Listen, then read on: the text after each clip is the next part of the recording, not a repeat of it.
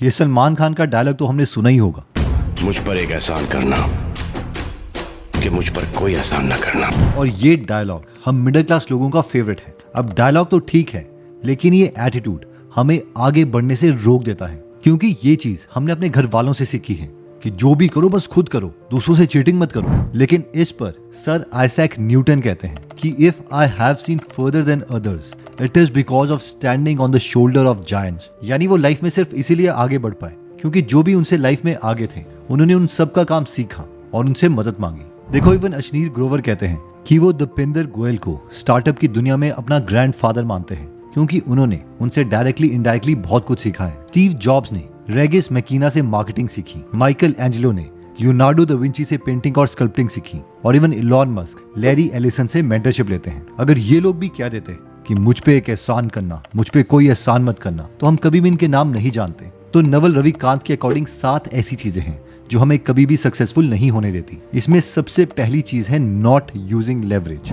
Life में ये 4 चीजें हैं जो हमें लेवरेज देती हैं, जिसके बिना हम बहुत जल्दी सक्सेसफुल नहीं हो सकते। इनमें सबसे पहली है लेबर लेवरेज, यानी अगर आप हर रोज 8 घंटे काम कर रहे हो तो बहुत ज्यादा विल पावर से आप 80 घंटे का काम हर रोज नहीं कर सकते। उसके लिए आपको और लोगों को हायर करना पड़ेगा। सेकंड आता है कैपिटल लेवरेज, जिसका मतलब ये है कि अगर जरूरत पड़े तो इन्वेस्टर से पैसे लेना और उस पैसे से अपने काम को एम्पलीफाई करना। थर्ड और फोर्थ आता है कोड और मीडिया। कोडिंग करके अगर हम कोई पीस ऑफ सॉफ्टवेयर बनाते हैं तो उसमें एक बार का खर्चा आता है और उस सेम सॉफ्टवेयर को बार बार बेचा जा सकता है। नेक्स्ट आता है media, for example YouTube, Facebook etcetera. अब जैसे मैं ये वीडियो आपके लिए बना रहा हूँ तो मेरे एक एफर्ट से ये बहुत सारे लोगों तक पहुंच सकती है और ये एक तरीके की लेवरेज है। इसका हम एक रियल लाइफ एग्जांपल लेते हैं। देखो लुलू लेमन एक बहुत बड़ा ब्रांड है और इसने सबसे पहले योगा के लिए कपड़े बनाना शुरू किया था, लेकिन जो इसके फाउंडर है चिप विल्सन, इन्हें शुरू में योगा के बारे में कुछ भी नहीं पता था। इनका बैकग्राउंड किनेसियोलॉजी में था, यानी जो ह्यूमन का शरीर है वो मूव कैसे करता है। तो सबसे पहले तो इन्होंने अपने दोस्तों का एहसान मांगा, यानी इन्होंने लेवरेज को यूज किया और अपने दोस्तों से नॉलेज मांगी योगा के बारे में। फिर इन्होंने लेवरेज यूज करी कनेक्शंस की, और कनाडा में जो लोकल योगा कम्युनिटी थी उन्हें अपने शुरू के योगा कपड़े दिखा के उनसे फीडबैक मांगा। फिर इन्होंने किसी और के लेबर को यूज करके लेवरेज लिया। लुलू लेमन शुरू में अपने कपड़े नहीं बनाता था और उन्होंने एग्जिस्टिंग जो मैन्युफैक्चरर्स थे उनकी हेल्प ली। इसके बाद इन्होंने कैपिटल वाला लेवरेज यूज किया और एडवेंट इंटरनेशनल से पैसे लिए। फिर इन्होंने अपनी एप्लीकेशन और वेबसाइट बनाने के लिए भी दूसरे लोगों से लेवरेज ली। इन शॉर्ट इनका ये डायलॉग था कि मुझ पे एक एहसान करना, कि मुझ पर एहसान करते रहना। नेक्स्ट माइंडसेट जो हमें आगे नहीं बढ़ने देता वो ये है कि हम मानते हैं कि जो वेल्थ है वो एक जीरो सम गेम है। आइए इसे एक स्टोरी से समझते हैं। हम सब ये मानते हैं कि वेल्थ एक पिज्जा की तरह है जिसमें बहुत ही फिक्स्ड नंबर ऑफ स्लाइसेस हैं। अगर किसी ने उस पिज्जा में से एक स्लाइस उठा लिया तो बाकी के जो लोग हैं उनके लिए कम स्लाइस बचेंगे, यानी एक जीरो सम गेम है। लेकिन वेल्थ क्रिएशन एक्चुअल में इससे बिल्कुल ऑपोजिट है, जिसमें हम बहुत से लोगों की मदद लेते हैं। फॉर एग्जाम्पल इमेजिन कीजिए कि आपके पास एक बहुत अच्छी रेसिपी है पिज्जा बनाने के लिए, लेकिन आप ये अकेले नहीं कर सकते, इसलिए आप फार्मर्स के पास जाते हो जो कि आपको रॉ मटेरियल जैसे कि आटा, चीज वगैरह प्रोवाइड करेंगे। रियल लाइफ में इन्हें हम इन्वेस्टर्स कहते हैं। फिर आपको एक डिलीवरी पर्सन चाहिए, यानी कि एम्प्लॉइज जो आपका पिज्जा डिलीवर करेंगे दूसरे लोगों तक। इन शॉर्ट आप एक नहीं, आप हजारों पिज्जा बना सकते हो। अगर इसके लिए मैं दूसरा एग्जाम्पल लूं, मान लीजिए 2 लोग एक बीच में खड़े हैं। एक आदमी बहुत मेहनत करके एक बेलचा और बहुत सारा सामान लेके आता है ताकि वो एक किला बना सके। इसके पास जब बाकी लोग आते हैं और कहते हैं सर क्या हम आपकी ये किला बनाने में मदद करें, तो वो एकदम गुस्से से बोलता है नहीं नहीं हट जाओ, मैं इसे खुद बनाऊंगा। और वो बहुत मेहनत के बाद उस किले को तैयार करता है। उसे लगा कि जब बाकी लोग आएंगे तो वो उस किले को भी क्लेम करेंगे, और ये है एक फिक्स्ड माइंडसेट। लेकिन वहीं पर उसके साथ जो एक और आदमी है उसे पता है कि बीच में बहुत मिट्टी है और वो जितने चाहे उतने किले बना सकता है। उसके पास किले बनाने का स्किल तो है, लेकिन उसके पास बेलचा और बाकी सामान नहीं है। तब वो वहां पर खड़े लोगों को बोलता है कि क्या आप लोग मेरी मदद कर सकते हो किला बनाने के लिए। तो वो सबको उनके स्किल सेट के अकॉर्डिंग काम दे देता है और वो एक नहीं बल्कि बहुत से किले बनाता है। नेक्स्ट पॉइंट कहता है foundation in maths and logic. अगर मैं आपको कहूं कि आप 5 लाख रुपए हर महीने लोगे जब तक आप जिंदा हो, या फिर 10 करोड़ रुपए एक बार। एक्चुअली ये सवाल बहुत से लोगों से पूछा गया और सबने एक ही आंसर दिया, 5 लाख 5 लाख कि हम 5 लाख रुपए हर महीने लेंगे, 10 करोड़ रुपए एक बार क्यों ले।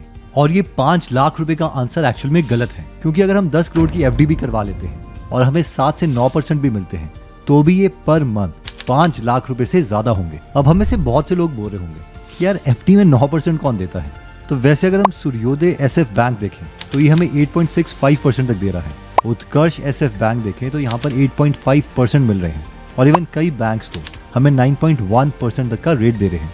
अब जनरली हमारे मन में 2 सवाल आ रहे होंगे। 1, मुझे ये एफडी के रेट्स कैसे पता, और 2, ये तो छोटे बैंक हैं, अगर ये बंद हो गए तो। और ये दोनों एकदम ठीक सवाल हैं। तो पहले क्वेश्चन का आंसर है कि मुझे बैंक के एफडी के रेट स्टेबल मनी ऐप से पता चले हैं, और सेकंड आंसर कि ये छोटे बैंक हैं। तो यस, ये छोटे बैंक्स हैं, लेकिन हमें DICGC इंश्योरेंस प्रोवाइड करता है। यानी अगर हम 5 लाख से कम की एफडी इन बैंक्स में रखते हैं और इन बैंक्स को कुछ भी होता है तो हमारे पैसे इंश्योर्ड रहेंगे। स्टेबल मनी ऐप में एफडी खोलना बहुत ही सिंपल प्रोसेस है। फॉर एग्जाम्पल यहाँ पर मैंने सूर्योदय एसएफ बैंक सेलेक्ट किया, उसके बाद स्टार्ट इन्वेस्टिंग पर क्लिक किया, फाइनली टेन्योर सेलेक्ट किया, लेट्स से 2 to 3 इयर्स और नीचे 2 ईयर 2 डेज। उसके बाद पैन और आधार वेरिफिकेशन के बाद मैं अपनी एफडी स्टार्ट कर सकता हूँ। अब सवाल आ रहा होगा कि विड्रॉल का क्या। तो यहाँ विड्रॉल के टाइम में 24 से 48 घंटे में पैसे हमारे बैंक अकाउंट में आ जाते हैं। ये सारी इन्फॉर्मेशन हमें स्टेबल मनी ऐप में मिल जाएगी, जिसका लिंक मैंने डिस्क्रिप्शन में दे दिया है। अब हम में से कई लोग बोलेंगे कि यार मैंने 5 लाख पर मंथ का ऑप्शन तो इसीलिए लिया क्योंकि मुझे पता है 10 करोड़ मैनेज करना भी तो आसान नहीं है, इतनी सरदर्दी हम क्यों लें। पर बात यह है कि जब मैंने आपसे ये सवाल पूछा कि आप इन दोनों ऑप्शन में से कौन से चूज करेंगे, आपने अपने दिमाग में प्रोसेसिंग की थी कि नहीं। अगर की थी तो कॉन्ग्रेचुलेशन, आप उन रेयर लोगों में से हैं और आप कमेंट करके नीचे बता सकते हैं। लेकिन मुझे पता है कि मैक्सिमम लोगों के मन में ये कैलकुलेशन हुई ही नहीं। और नवल रविकांत के अकॉर्डिंग मैथ्स और लॉजिक ही वो बेसिक कंपोनेंट्स हैं जिससे कोई भी चीज सीखी जा सकती है। और अगर ये बेसिक कंपोनेंट हमें नहीं पता तो हम कहीं ना कहीं लैग करेंगे ही करेंगे। थर्ड एग्जाम्पल आता है कि we keep on playing the status game. ये देखो, ये है इंस्टाग्राम की पोस्ट जहां लोग एक ही पोज में फोटो खिंचवा रहे हैं और दिखा रहे हैं कि वो कितने खुश है, जबकि रियलिटी में जब वो एक्चुअल में ट्रैवल कर रहे हैं तो वो उस चीज को एंजॉय नहीं कर रहे। वो सिर्फ फोटोग्राफ खींच रहे हैं ताकि वो बाकी लोगों को ये दिखा सके कि वो एंजॉय कर रहे हैं। और ये स्टेटस गेम हम खेलते रहते हैं और इसी की वजह से हमें ऐसी न्यूज सुनने को मिलती है जहां पर एक कपल ने आईफोन खरीदने के लिए अपने बच्चे तक को बेच दिया। देखो, वेल्थ एक जीरो सम गेम नहीं है, लेकिन स्टेटस एक जीरो सम गेम है और इसे जीतने का एक ही तरीका है कि हम ये गेम ही ना खेलें। इसको समझने के लिए मैं आपको दोबारा से कछुए और खरगोश की स्टोरी सुनाता हूँ। आपने इनकी एक रेस की स्टोरी तो सुनी है, लेकिन इनकी एक्चुअल में 4 बार रेस होती है। पहली रेस में खरगोश जल्दी भागता है, वो ओवर कॉन्फिडेंट हो जाता है, रुक जाता है और कछुआ धीरे धीरे जीत जाता है। सेकंड रेस में खरगोश को गुस्सा आ जाता है, इस बार वो तेज भागता है, वो रेस्ट नहीं लेता और वो गेम को जीत जाता है। थर्ड रेस में कछुए को गुस्सा आता है और वो बोलता है कि हाँ, इस बार जो रेस ट्रैक है वो मैं डिसाइड करूंगा। दोनों रेस के लिए जाते हैं और जब तक रोड होता है खरगोश भागता रहता है, लेकिन जैसे ही आगे नदी आती है खरगोश रुक जाता है क्योंकि वो नदी पार नहीं कर सकता। कछुआ धीरे धीरे नदी तक आता है, खरगोश को देखता है, हंसता है और नदी पार करके अपनी रेस जीत जाता है। अभी तक ये तीनों स्टोरीज में स्टेटस गेम चल रही है, यानी ये गेम इस तरीके से डिजाइन की गई है कि एक को जीतने के लिए दूसरे को हारना ही पड़ेगा। लेकिन फिर होती है चौथी रेस जहाँ पर ये दोनों एक दूसरे के साथ कम्पीट नहीं करते बल्कि कोलैबोरेट करते हैं। जब तक जमीन आती है तब तक कछुआ खरगोश की पीठ पर रहता है, उसके बाद जब नदी आती है तो खरगोश कछुए की पीठ पर आ जाता है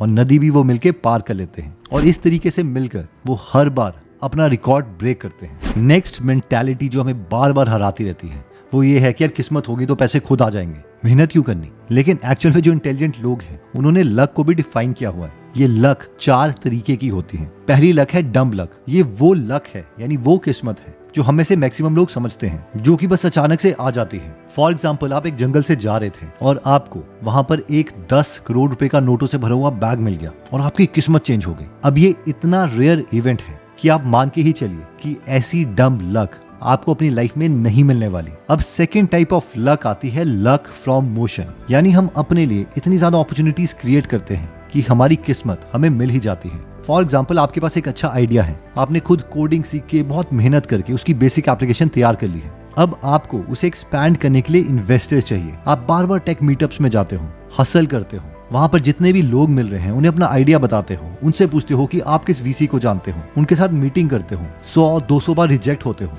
और फाइनली आपको एक ऐसा वीसी मिल जाता है जो आपके आइडिया पर पैसे लगाने के लिए तैयार है। ये जो लक है वो आपने खुद क्रिएट करी है, अपने मोशन से, अपने एफर्ट से।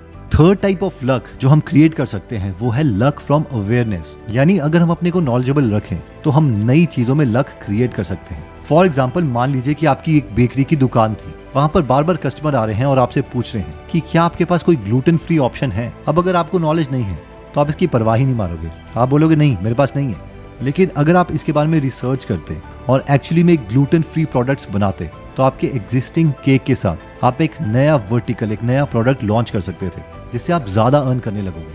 फोर्थ टाइप ऑफ लक जो डम लक से डिफरेंट है वो है यूनिक कैरेक्टर। माइट भी कोई मिस्त्री है जो हर बार किसी को अगर बेड बना के देता है, टेबल बना के देता है, तो वो सबसे अच्छा डिजाइन और हाईएस्ट क्वालिटी का काम करता है। अब माइट भी उसे कोई दुकान खोलनी है और दुकान खोलने के लिए उसके पास पैसे नहीं है, तो अगर उसे कभी भी एक ऐसी अपॉर्चुनिटी मिलती है जहां पर उसने दूसरे इंसान के साथ पार्टनर करके एक दुकान खोल ली, तो ये लक कोई डम लक नहीं है, ये एक यूनिक कैरेक्टर लक है जिसे हम यूज करके अपने प्रोबेबिलिटी ऑफ सक्सेस को इंक्रीज कर सकते हैं। अगली चीज जो हमें आगे नहीं बढ़ने देती वो है एनवी यानी जेलिसी। अभी कुछ दिन पहले मेरे एक फ्रेंड ने अपने व्हाट्सएप में स्टेटस डाला था। उसने लिखा था ईर्ष्या पालो तो पालो वरना वही मृत्यु है। अब ये लाइन राइम नहीं करी, लेकिन इसमें बहुत बहुत डीप मीनिंग छुपा है। मीनिंग ये है कि अगर आप ईर्ष्या को पालते हो, यानी अगर आपको जेलिसी है किसी से, तो फिर उसे पालो, यानी इतना एक्शन ले लो कि उस चीज को आप अचीव कर लो। वरना अगर आपने किसी के अगेंस्ट जेलिसी पाली हुई है